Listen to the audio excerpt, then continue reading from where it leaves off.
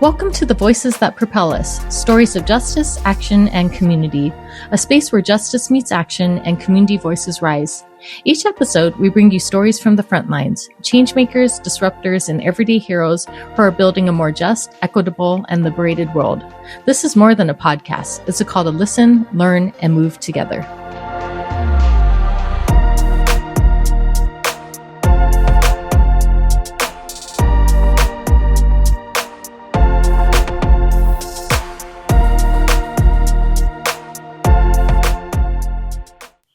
You are just listening to music from the incredibly talented Stephen Kong. You can find him on Spotify and Bandcamp. Today we have with us Heather Rovet. Heather is a Toronto-based real estate professional, author in progress, and public advocate known for her resilience and her commitment to empowering women impacted by manipulation and abuse. Her life changed when she became involved with the charming, calculated con artist, a man later exposed in the Amazon Prime documentary Rom-Con, Who the F is Jason Porter? Through uncovering truth, Heather gained an unfiltered look into how emotional predators weaponize trust, distort reality, and even manipulate the criminal justice system to evade accountability. Instead of retreating, she stepped into advocacy, offering clarity and courage to others facing similar harm. Today, Heather blends her professional background with lived expertise to speak about love bombing, coercive control, digital age deception, and the often overwhelming experience of navigating justice as a victim. She is currently writing her first book, which blends memoir and psychology to illuminate how manipulation happens and how to reclaim your power on the other side. Her mission is to ensure that no woman feels alone, ashamed, or powerless in the wake of manipulation, and to empower others to trust their instincts, reclaim their voice, and rebuild from a place of strength. She lives in Toronto with her rescue dog, Tommy, whose spirited Cairo origins remind her daily of resilience and second chances. Okay, well, hi, Heather. I'm really excited and grateful that you're here today. I think you have such a powerful story, and just I appreciate your vulnerability and being able to shine light on this issue to protect other people from going what you went through. But how are you doing today? I'm really well, thank you. And thank you for having me on. It's really cool meeting new people and connecting and being able to share my story on different platforms is always really exciting. Yeah, no, I appreciate you being here. Thank you for reaching out. So just to start us off with, for listeners who be new to your story, can you take us back through the beginning? So what drew you into this relationship that you were in? And when do you first notice that something felt off about it? Very good question. So I met Jace in the summer of 2018. I had renovated my condo in Toronto, and he was working for the kitchen cabinet company, the people who did all the cabinets for the kitchen and the bathrooms. And like any renovation, once everything's installed, there needed some couple little tweaks. So he was their service guy. So he literally showed up at my front door. At that point in my life, I was going through a lot with the renovation and I was more focused on work. So I wasn't on dating apps. I wasn't really dating. Okay. And all of a sudden I opened my door and there's this super cute guy. Yeah. And one thing led to another and we ended up falling in love. And the saying, hindsight's 2020. What I know now, I wish I had recognized, but there were very early on signs of love bombing. He came on fast and furious, and within a matter of weeks from meeting and starting to date, we were professing our love for one another. Okay. To be honest, there weren't in the beginning any real red flags because I think probably the first 6 months, my brain chemicals were so overloaded with all those feel-good hormones and feelings from being so in love and being so swept off my feet. But as time went on, there were little signs. I mean, often even the world's experts will say with narcissists or, he falls under that category of definitely he's a narcissist. He's probably a psychopath, sociopath, and he definitely has some form of antisocial personality disorder. But the red flags aren't always glaring.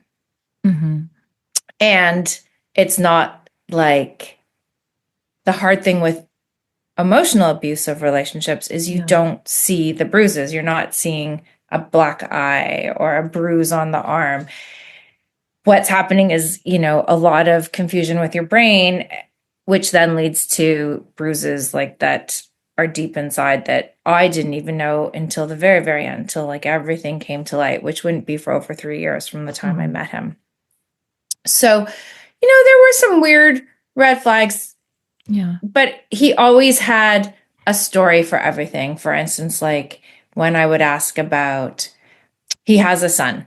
And when I first met him, his little son was 3 years old. And throughout our entire relationship, I never did meet the son because it was this ongoing saga he was facing through family court with the mother of the son, not wanting to share the kid and the this and that. And I've had some friends who have gone through high profile divorces. And I'm like, oh, I feel for you. But it just seemed that kept dragging on and on. Or there were financial signs that, for a guy who claimed to be so smart and doing so well, when we moved when we moved from Toronto outside of the city, we decided to rent a house instead of buy. And thank God, because he would have been half owner of a house. But, when push came to shove and I needed his half for the, first and last month's rent and the deposit, he never had like extra money. And I was like, but, not only are you working at a top software company, I thought he worked at Oracle, but he was also moonlighting, doing like, handyman construction jobs still. So that was a bit of a red flag. And then he always talked about this family cottage, but when summer would roll around and I was like, let's go to the cottage, he always had a million excuses. So he had this way also of, when I would push him for something like the cottage, let's go to the cottage, he would have this way of like, I guess this is gaslighting. He would turn it around and make me feel so bad for asking. Okay. So those, I guess, could be considered some of the early or ongoing, red just flags. in retrospect, because it feels like you're very clear on it now, but like in retrospect, do you feel like you had gut feelings like when those things kind of came up like early on and you just like were ignoring them, or did you not notice them until later? I never, it really honestly wasn't until probably the very end of the relationship that I really was like, there's something off here. There's something really off here because he's so good at what he does. Yeah. And he is, he's a professional con man. Yeah. No, I wanted to ask you about this too. So I think that you have like incredible courage just to like share your story so publicly. So, like know that you speak about it. But I just wanted to know about that too. So you've been incredibly open about your experience with the calculated emotional predator. So what do you feel like helped you to find that courage to speak publicly? About something that I think so many people have shame about. Like, did it take you a while to actually know that you wanted to tell your story publicly? Or what was that moment when you decided, like, this is something that I need to share and this will help other people too? Great question. So when I thought I was in a relationship with somebody by the name of Jace Peretti. In 2014, when Jace was released from federal prison, he changed his birth name, which was Jason Porter, to Jace Peretti. And he had this, I guess while he had time in federal prison, he cooked up this whole story that he was born in Italy and he had this story. And so by the time I got to meet him, he had already morphed that story. He had it so well. So I didn't know he was Jason Porter until I knew I had found a document once in the house and I was like, why does this say Jason Porter? And he told me. I used to, when I first got into the corporate world, I used the name Jason Porter just because it was a bit more mainstream, more acceptable than having, such an Italian last name. I was like, oh, okay. Like I believed it because it was an answer. This guy had an answer for everything. Okay.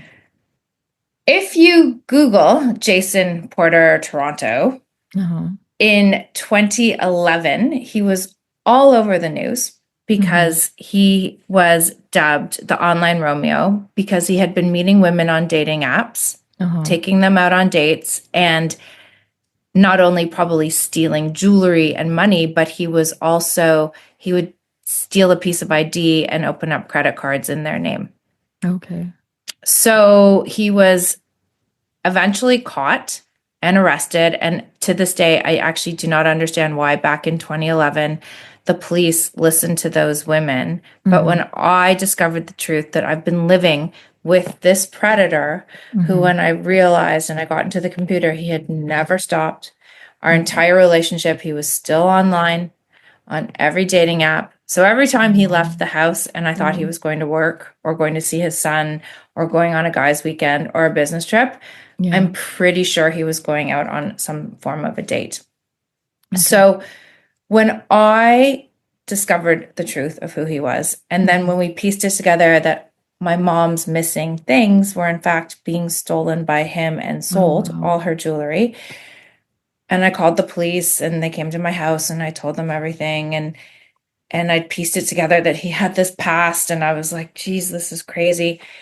The police basically looked at me and they were like, well, what do you want us to do about it? Like, what's he done to you? Has he hurt you physically? And as I said to you at the very beginning, I'm like, I wish I had lied and said, yes, he has hurt me physically. Because then they might have actually taken me seriously.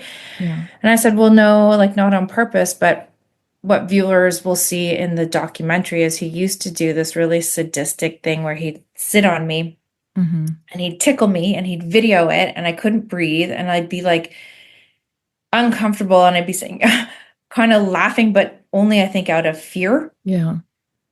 And when I look at and then he would video it and then sometimes he'd send them to my mom, but I must have at least 20 of those throughout our 3 years that he would do this to me. I think that's a form of abuse, but I don't know if the cops would have believed it. But to get back to your question, the reason why I've been so public with my story is because when I called the police and they came to my house and I told them, I'm living with a predator. I'm living with somebody who's been to federal prison for this and he's still doing it. Help me. Can you give me a restraining order? Like, yeah. And they were like, for what? Like, he hasn't done anything to you. I'm like, but he has. Like, I'm living a lie. Like, everything, this lease is a fraud. This, like, house is a fraud. Like, it was all a fraud. So I wanted answers. I wanted to know, like, okay, if he was all over the news in 2011 and 2012 as, the online Romeo, I wanted answers. I wanted to be able to like put the missing pieces of my puzzle together. Yeah. And I figured, well, if the cops aren't going to help me, maybe an investigative journalist will. So as luck would have it, I was connected with an editor of a Toronto magazine called Toronto Life. And I told them my story. And he said, oh, we did a story like a year ago on an online fraudster who would meet women on dating apps and steal hundreds of thousands of them for claiming it was a business investment. But your story is pretty different. Let me think on it. Within days, he called me back. He's like, I've assigned a journalist to your story. So they assigned an investigative journalist and it started with that. And just in the 2 months that she had to get the story done, I learned so much more. I mean, it validated that basically everything he had ever told me was a lie, from where he grew up to what his name was to where he never even went to university. So I wanted the only way I would find out answers was either I would have to hire a private investigator, become a private investigator, or go the route of trying to have it sorted out. So I had the story written and it came out, and that led to more victims coming forward.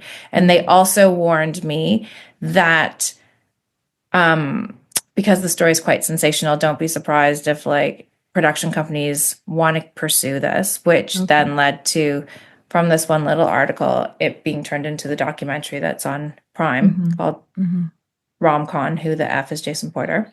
And now I feel like it's so empowering to get behind the pain of the story. Yeah. And I say often that a lot of romance scam victims don't want to talk because they carry so much shame and embarrassment and some fear not just of the person that scammed them, but fear that their friends will turn on them or their family will turn on them. Yeah. And I feel like, did I think this would turn into a big part of my life right now? No. But Okay. I have definitely found some purpose through this pain, and talking publicly and sharing it publicly. Yeah. It it it neutralizes it. I mean, to be honest, the most shame I feel Yeah. in the whole story is not what he did to me. It's what he did to my mom. Okay. Yeah. You know, like the fact Yeah. that he could come into my family's home, and it wasn't like he stole everything all at once and threw it in a bag. He did it insidiously. We'd go and probably have dinner, and while we're all at the table, he would excuse himself, and he Yeah. knew where her lockbox safe was, right? And he would go and he Yeah. would take one thing, and then he would take another thing. And Yeah. my mom at one point, especially during the lockdowns, she would call me. She'd be like, "Have you seen my this or my this bracelet or this necklace? Did you borrow it? Did I lend it to you?" And I'd get off the phone and I'd look at him. I'd be like, I think my mom's like starting to like lose her memory. This is like unfortunate, because my grandmother passed away from dementia. And my mom, she's retired, but her career is she's a neuroscientist, child psychologist. And I'm always like, oh my gosh, like how sad to, for the brain Oh, doctor to lose her brain. But she didn't, because he was stealing it. He was stealing it piece by piece. And no. when I finally got into the shared computer and was able to get into his email accounts, I started seeing, in Canada, we have this thing called Kijiji. It's like Craigslist, and it's a place where Mhm. you can sell things. And I started seeing, ads for Tiffany bracelet, Tiffany necklace. And I clicked on it and I'm like, oh my God, that's my Mhm. mom's stuff. Wow. So the reason, I mean, this is a criminal Mhm. advocacy platform. Like he is in jail finally after a long battle with the criminal justice system, because he knew how to Mhm. stall and manipulate and delay and blah blah blah everything. Yeah. He is in jail, but not for long enough, and he's only in jail for stealing the things from my mom. So again, why I feel so outspoken is I would love to see the laws in all countries change around this kind of, it is a crime. It's a crime. It's a Yeah. crime.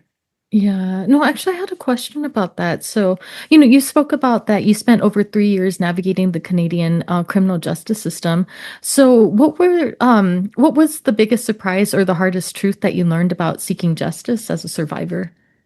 There's a couple things. Like one, Hmm. the fact, like, again, he's only in jail for what he stole from my mom. Yeah. The fraud, the intimate partner, like if you can even call it intimate partner fraud, the Uh-huh. deception, the lies, the emotional abuse, none of that's a crime. So that's hard, Uh-huh. right? Like, because Right. like, thank God he's away, but he has been put away. But it's still so unsettling that to Yeah. think what he did to me isn't considered wrong. Like, it's considered Yeah. immoral, but it's not illegal. Right. Yeah. But it's hard. A lot of my friends, I don't think even understood what I was going through. Like there was the tumultuous breakup, and then it just kept going on because I kept, having Hmm. Zoom court appearances. And then finally we got our day in court, and then he Yeah.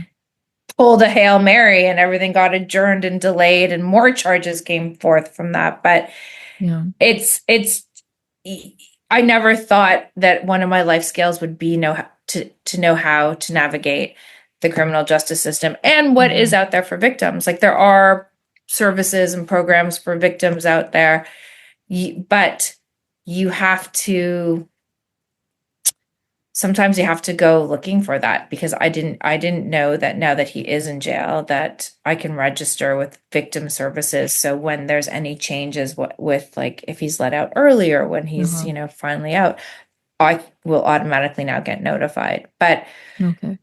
it's also really hard. So, if you're in civil court or family court and you're Hmm. paying your lawyer, you can call them whenever you want.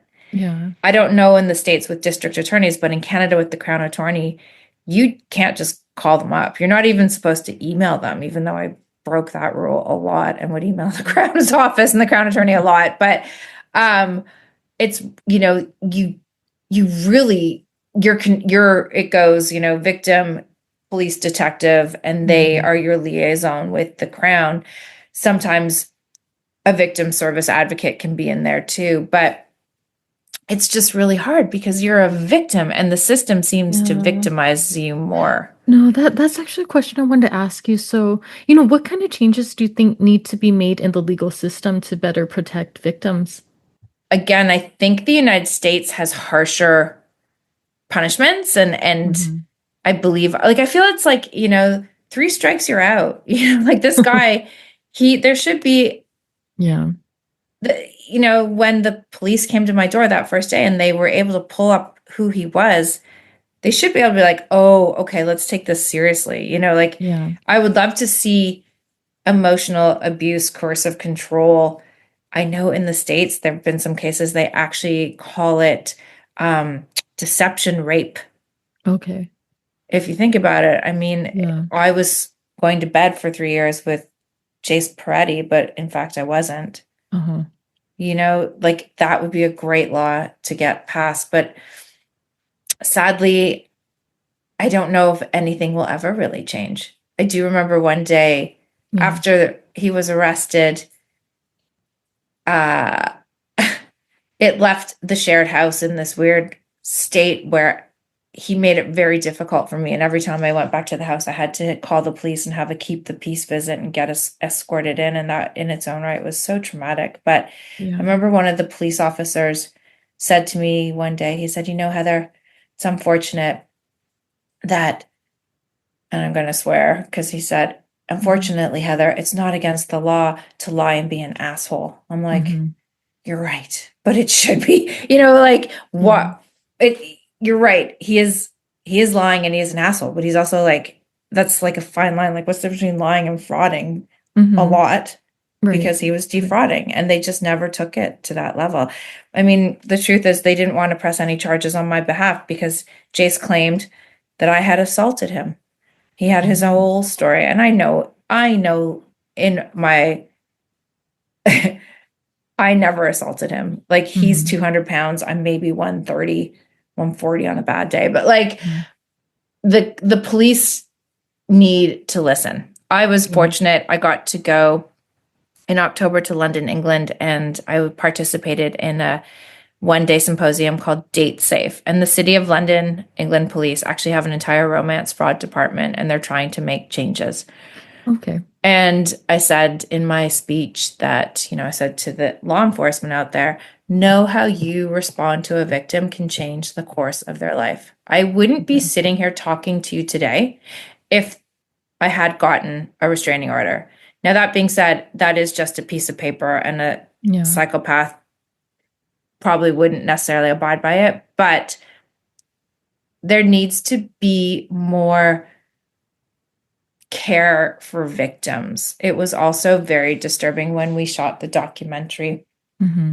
I had to get all the 911 calls and the police Hmm. reports. I was able to obtain those through the Freedom of Information Act. And the night of the 911 call when, he knew the jig was up and we were on to him and I Hmm. changed the locks and he ended up breaking in through the dining room window.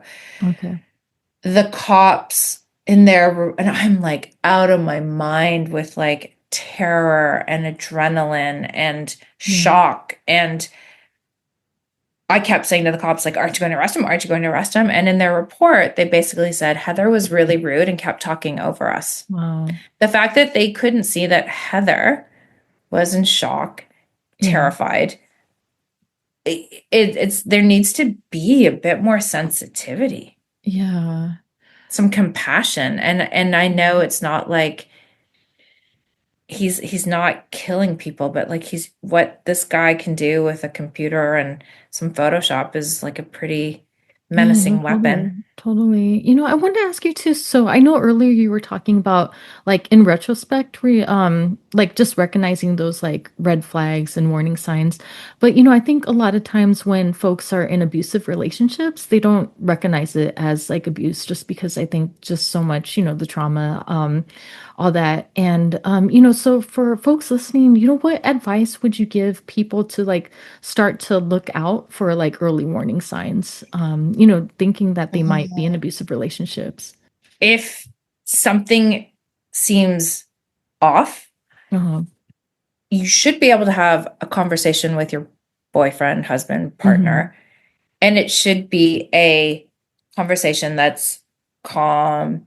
And Yeah. they, like, whenever I would ask him anything, like he had an answer like that, an answer like that, or they Mhm. gaslight you and they flip it around and they make you feel bad for Yeah, asking, like, how dare right, you ask me that? Like, right. how dare you think of that? Or how why would I ever do that? And they flip it around. And when you start feeling bad Mhm. about yourself in a relationship, it's time to have a check-in, because real love is not like that. A really healthy relationship, and I say this because I'm finally in a really good one now, and we're Okay. able to have the harder conversations. Yeah. I never feel like I'm walking on eggshells, and I never feel like it's my fault or his fault. It's just you're Yeah. talking, right? And Yeah. these narcissistic people, like they flip it all around. That another one that I never paid attention to is when you're with somebody and if they are always putting down their ex, if they're saying she's crazy, my ex is a Uh-huh. psycho, it's all her fault, it's all her fault, she did this, Yeah. she did that. First of all, that person's not in the relationship to defend themselves, but there's always two sides to every story. But Mhm. for 3 years, I heard about how, awful his ex was and this and that. And when I finally reached out to her after Mhm. the shitstorm, she's a lovely person. And Uh-huh. her story is very similar to mine. Yeah.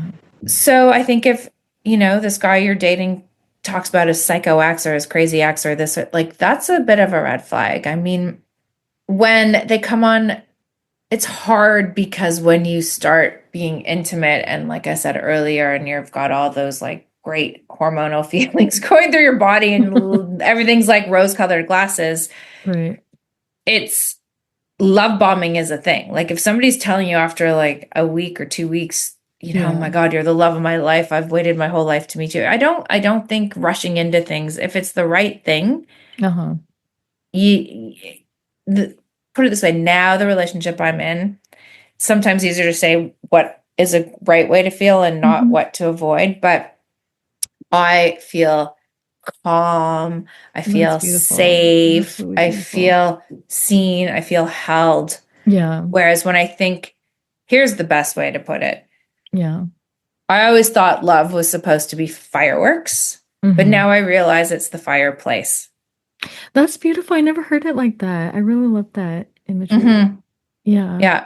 because I think, especially if you're with the narcissist or the professional con man, they're going to be the fireworks, and Yeah. it's hard to not get swept up in it. Like I was honestly, until the end, until I knew the truth, until I figured it all out, I still had hope that we were going to work through this fight we were in, and it was just a rough patch. Yeah. Like I didn't suspect that I was living with probably one of Canada's most prolific, Mhm. notorious fraudsters, online fraudsters. But I think the other thing anyone should do, it's like give yourself kindness and compassion. Yeah. If you when you realize, I hate to say this, but like, yeah, there's always going to be women who are going to realize they got played or taken. Like, it's not your fault. It's Yeah, not your no, I think fault. a lot of times it does because I've been through abusive relationships too, and I think it's hard not to think like, oh, I shouldn't have done this because maybe that, but it's like, no, it's not on the person, like the victim, it's on the abuser. But I feel like it's Mm-hmm. that mentality that they try, you know, it's hard, like, not putting it on, yourself, like myself Mm-hmm. speaking. Mm-hmm. I Yeah. still to this day, like, it blows me away that these types of people, like, they have no empathy. Like you Right. might as well be Yeah. speaking like Swahili to me, because I'm like, how can you not feel? How can Right. you not feel bad? How can you Yeah. not feel love? Like how are these people just like no empathy? They just don't care. Yeah. When Yeah. I finally got to go to court 3.5 years later to read my victim impact statement, and it was the first time I saw him face to face in a really Okay. long time, Okay. he wouldn't even look at me. These types of people, they are lacking in a lot of things, and Hmm. it's a disorder. The sad thing is, it's not like You can give a sociopath some pills to make them better or keep it under Right. control, right? Like a Right. schizophrenic, they can control it with medication. Depression, you can take a pill and feel better, but Mhm. like sociopath, Yeah. you have to, unless you do a lobotomy, I think, like there's not much they can Yeah. do to change. Yeah. No. The Thank you. statistic is like 1 in 25 people, I think, suffer Oh, from one of really? these Wow. disorders. Yeah. Okay. No, I didn't know that. A Um, great book. My mom actually gave it to me. okay. Been just getting into it. Is this one, Sociopath Next Door. I gotta And look that's at where that. they Okay. say 1 in Okay. 25 people. Wow. No, I had no idea it was that high. My reading table Um, is hilarious no, with that's them. so cool. No, there's so many books, so much content that I still want to get through. But something that I think is so beautiful about your story is how you've transformed your like pain into advocacy. So with that, what does empowerment look like for you now, and how can you help others reclaim their power after, manipulation? Great questions. So definitely speaking, like here's the funny thing. After the Mm-hmm. documentary came out, I got messages from people all around the world. Okay. And a lot of them were like, thank you for being so courageous and sharing your story. Yeah. And then a lot of people, they're like, I've been through this too. I have a story. I have a story. Yeah. And then some people are like, how did you get yours told? Uh-huh. Like, and then I Mm-hmm. realized like that is kind of crazy to think that this awful thing was Yeah. so insidious that it was worth telling other people. Yeah. No, I that's think if I beautiful. were younger, Okay. I think if I were 20 years younger and had gone through this, I probably wouldn't have spoken up. I probably would have been like, oh man, like that sucked and, Yeah. skulked off. And then I probably would have had the rest of my life never trusting anyone. But I think because I turned 50 Uh-huh. when all this happened and I felt like no more, Uh-huh. no more. Like this guy has to be stopped and I'm going to be the one to do this. And I gained this sense of power. And every time I thought I couldn't That's go beautiful. on, I kept going on Uh-huh. and connecting with the other women. That has been so wonderful. And I feel like I have this network of new friends that like I'd never be their friends, but we've connected in Yeah. this over this awful thing. And that's also very empowering. And women need to believe women. Yeah, definitely. There's a woman who is currently still with him.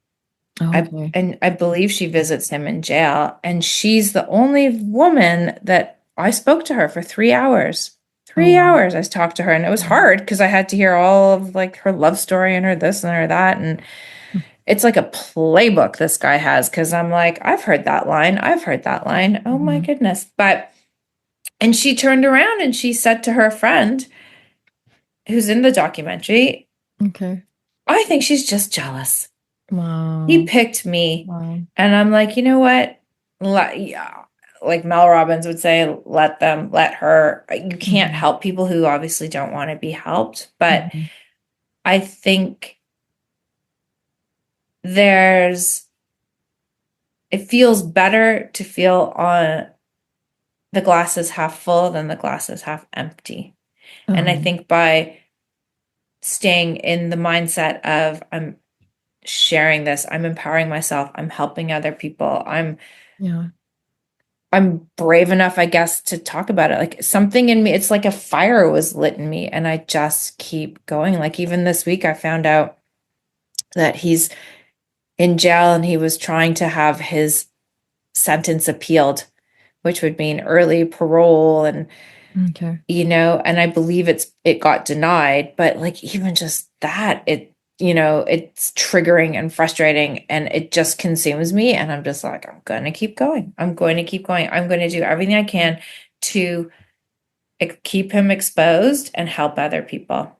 That's so beautiful. Thank you for sharing that. And, I love to talk with you about your book now. So you're currently writing your first book. Congratulations with that. I Yeah, am. yeah. So I know it's like part memoir, part psychological insight.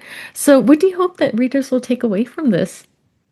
Well, when here's the thing. When my life blew up, Uh-huh. I gave myself, as I said, I turned 50 and I was like, oh my God, I was homeless. I was living out of boxes and suitcases. Thank Okay. goodness my parents had a place I could stay. Yeah. But I'm like, I need to go away. I wanted to give myself the gift of going away. And it was 2022. And I went to Thailand for 2 months. And Thailand had just opened up to tourism. And it was very beautiful and very quiet and very amazing. And I remember traveling there was so intense though, because you had to have a COVID test before you left and a COVID test on arrival. And then you had Mhm. to quarantine for 24 hours. And then you got to come out.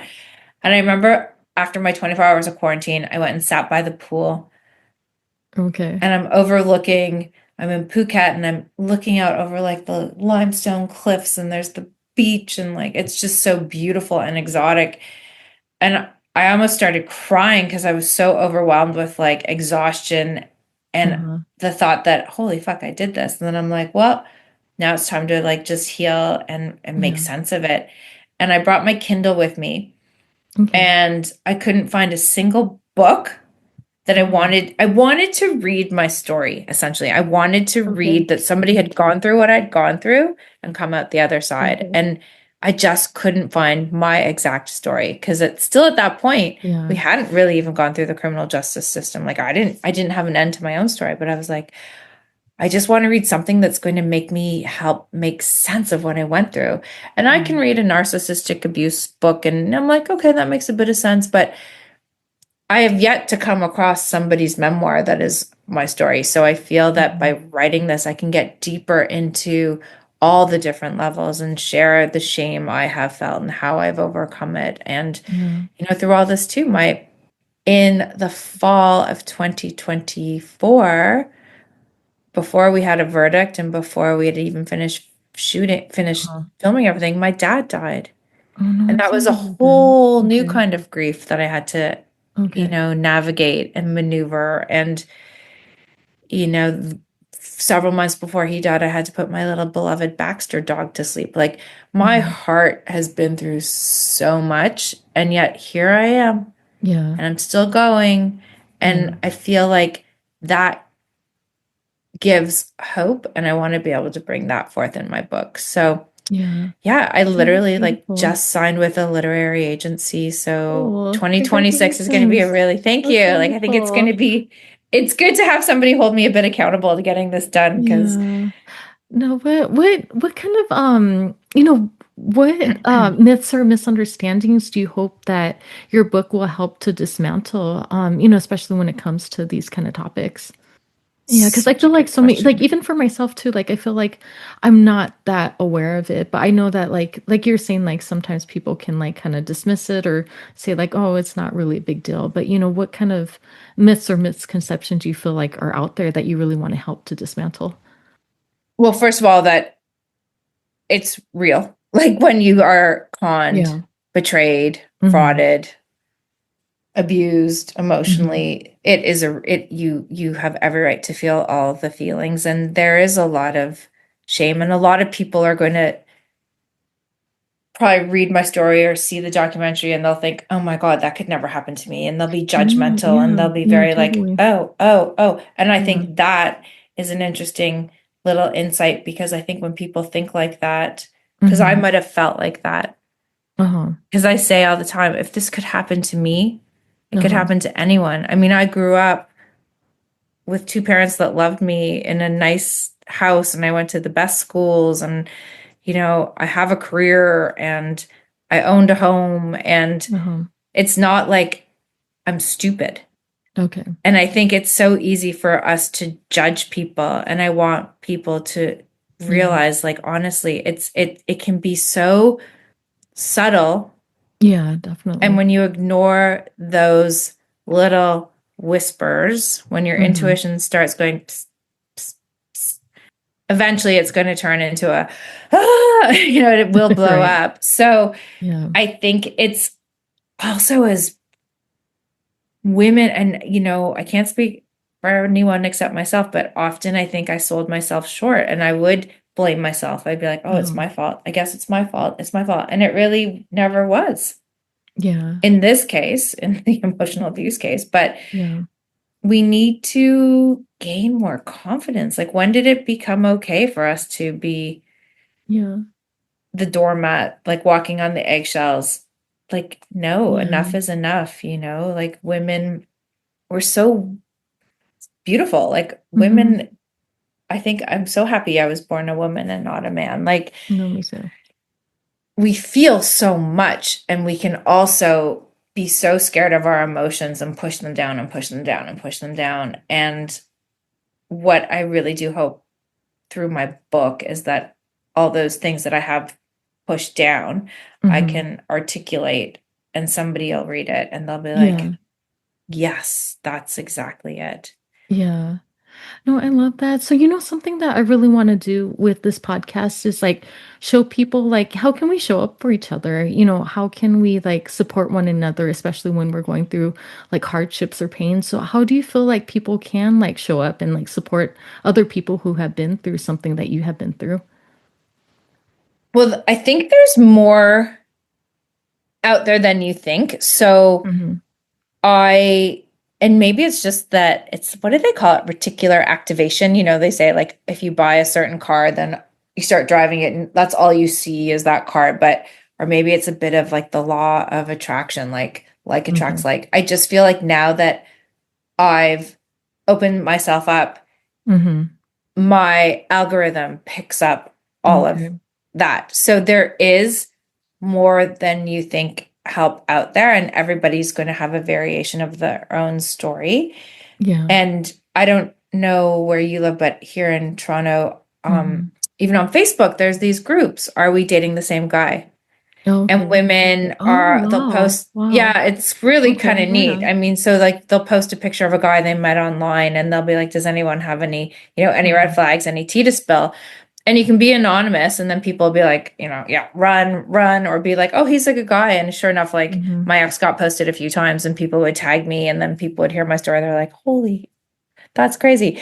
Yeah. But I really do think it comes back to like, as women, Mm-hmm. like put it this way, if you had a girlfriend who came to you and was like, Denise, I think, I think I'm in trouble. Like, or she could be talking, better example, like you're out Yeah. for girls' night and one of your friends is like, yeah, we just signed a lease, but like, yeah, Yeah. Josh didn't have any money, but I've covered it. Or maybe Mm-hmm. that's where, as a friend, you say, huh, how is that possible? Like, maybe you need to look into that. Or Yeah.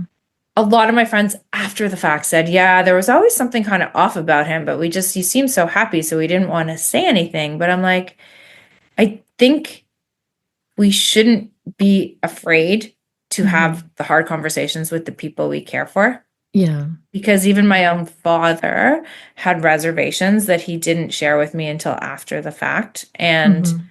it was hard, And in my situation, COVID certainly didn't help anything because the whole world just Right. went wonky and Right. wiry, and you're so isolated from everybody and everything for so long. But Mm-hmm. I think there are groups out there. I mean, the people who need to connect, they'll find my documentary, or they'll find Tinder Swindler. And Uh-huh. through Tinder Swindler, Cecilia, we've actually become friends, which is so crazy. Mm-hmm. She has an organization that she started with this other woman in the UK called Love Said, and I'm hoping to help them, do a branch of that Okay. charity. Well, it's a nonprofit like here in Okay. North America. Even if I never do, that website has so many great resources to help you out. I Okay. think That's wonderful. even from a different level, banks now are starting, you hear of all Mm-hmm. these people who get scammed online, and like women Mm-hmm. start sending their entire life savings like to some weird email, Yeah. and it turns out to be a scammer. Like banks are starting to be like, there was somebody at this event in England from Barclays Bank, and they were saying how they have a whole department now, and Mm-hmm. it's not just bankers. They have like psychologists who are going to try and intervene Oh, with that person to wow. try and Okay. talk to them to be like, are Okay. you sure everything's okay? Mm. And it might take 2, 3, 10 attempts, but I Yeah. feel like if you feel like somebody is being conned or scammed, I would just say you've Right. got to get in their face and Yeah. or hire a private detective if you can afford it. Hire a private detective and see what they're up to. I don't know. Yeah. No, thank you. Thank you for sharing that. And what is the message that you most hope that listeners will carry away with them after hearing your story? That's a very good question because there's so many, but Yeah. one would be, there's that old adage, and I kind of hate it, but it's true that if something seems too good to be true, it probably Okay. is. Yeah. You know, Yeah. if it just seems too good to be true, whether it's an investment or a guy but I think we have to, especially in love, never stop yourself from falling in love, but just know that like real love, Yeah. I think it comes down to it's not the fireworks, it's the fireplace, Yeah. No, you I'm know? really going to carry It's that like image that with me. That's slow, beautiful. you Yeah. want that warmth, that Yeah. burn, not the, you Yeah. know? No, I that's so think, but I beautiful. also I really hope that anyone who listens to this, like if anyone who's listening to this has questions, feel free Hmm. to hit me up on social media. If I can help, I will. I Yeah. know Cecilia from from Tinder Swindler. She has that other show, Love Okay. Con Revenge. And I Okay. like they'll probably do another season. So if somebody has a crazy burning story, like let them Hmm. know. But it's at the end of the day, if it can happen to me, it can happen to anyone. And it's never the victim's fault. And victims No, I get agree with you enough with that. Yeah. shame blaming Yeah. that, No, you no, I know, think because of that, I think it prevents people from wanting to seek help in the first place. So I feel like, I've just recently been talking to people about even the Me Too movement, how there's a reason why these kind of movements need to come up because mm-hmm, systemically women are silenced. And I think it's just like what you were saying too, like once that one person starts speaking up, other people are like, no, actually this has happened to me too. I think it just takes that courage to like step up and say like that's happened. And even like I can imagine you even feeling lonely or alone in that, but like, you've opened that pathway, that door to so many other people wanting to share their stories, I'm sure. mm-hmm. It's funny you say that because my mom said something similar, like when it was first all Yeah. unraveling, she's like, you're going to take this and turn it into something really powerful. Yeah. And she's like, kind of like the Me Too movement, you know? Yeah. So she No, was no, so cute. She was trying totally. to come up with like her own, like instead of Me Too, she's like, me scammed. I'm like, Yeah. we'll work on it, mom. No, but I Me think that's what's conned. sad. No, no, I think that's what's kind of sad is like people are systemically like oppressed and silenced. And, I think that's why movements need to happen because like people are being dismissed when they bring things up or like feel like, there's repercussions for speaking out. Mhm. Well, Yeah. and the the best thing we can do is talk about it and learn about it because Hmm. awareness and education are key. And that's how changes will happen, both for people to hopefully spot these kind Yeah. of dangerous men sooner Yeah. and maybe have society, you know, police officers treat victims a little better and maybe Yeah. laws can get changed and it has to start somewhere. So, you know, most men out there are, Hmm. a father, a brother, a Uh-huh. husband, a boyfriend. Like Yeah. we need to appeal to them too to Hmm. understand because not Hmm. all men are bad. Yeah. No, I agree with But, you. when like the police, for instance, like some of the way they treated me, I'm like, you have a daughter, you have a Hmm. sister. What if, Hmm. like, you need to treat people from that Right. perspective sometimes, right? Right. With that Right. compassion. Yeah. That's a whole other conversation. No, this is so wonderful. I feel like I could keep talking to you for, a long time just about these, but I had a really, really wonderful time talking Thank with you. So, you. Me too. yeah, no, so lastly, just how can people find you if they would like to connect with you? I know that you shared that you're on social media. Yep. So I'm on Instagram and Facebook, just my name, Heather Rovet. And I have a website, heatherrovet.com. And that's probably my email. Like they can email me through that or message me. But yeah, it's the best way. Watch the documentary. Yes, I will. Buy the book when it comes out. Tell everyone. But I'll keep you posted on that. Maybe after it comes out, and you read it, we can Yeah, no, definitely. talk again. Definitely. Yeah, no, thank you again. And, thank you Thank for all you. your work that you're doing to help other people feel empowered and have the courage. So, I hope you have a good rest of your day. You too. Happy Okay. holidays. Thank you. Happy holidays. Take care.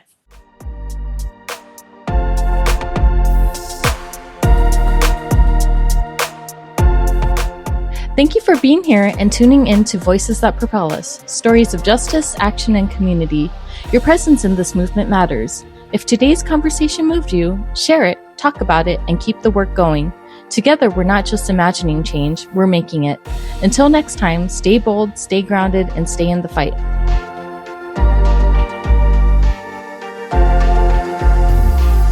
Every time I feel so mad and sad and bad, I say to myself,